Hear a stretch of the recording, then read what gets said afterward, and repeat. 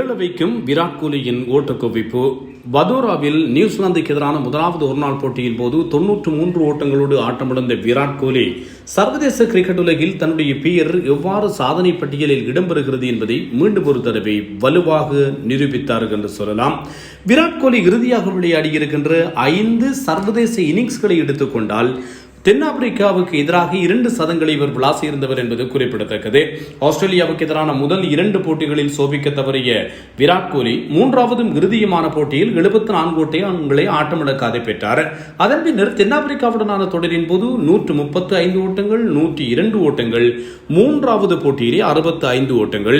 இப்போது இன்று நியூசிலாந்துக்கு எதிராக விராட் கோலி 7 ஓட்டங்களால் சதத்தை தவறவிட்டிருக்கிறார். 85வது சர்வதேச சதமாகவும் ஒருநாள் போட்டிகளில் 54வது சதமாகவும் அமையும் என்று எதிர்பார்க்கப்பட்ட இந்த போட்டியில் விராட் கோலி 93 ஓட்டங்களோடு ஆட்டமிழந்தார்.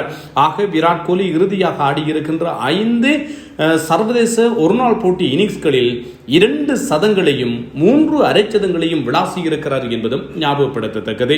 இதை விடுத்து பார்த்தால் விராட் கோலி ஒட்டுமொத்தமாக ஆடியிருக்கின்ற இதற்கிடையில் விளையாடி இருக்கின்ற 2 ஆட்டங்கள் இருக்கின்றன. இது விஜய் ஹசாரே போட்டி. இதிலே ஆந்திராவுக்கு எதிராக 131, குஜராத்துக்கு எதிராக 77 என்று தொடர்ச்சியாக அங்கேயும் உள்ளூர் கிரிக்கெட்டிலும் விராட் கோலி சோபித்திருக்கிறார் என்பதும் நினைவுபடுத்தத்தக்கது.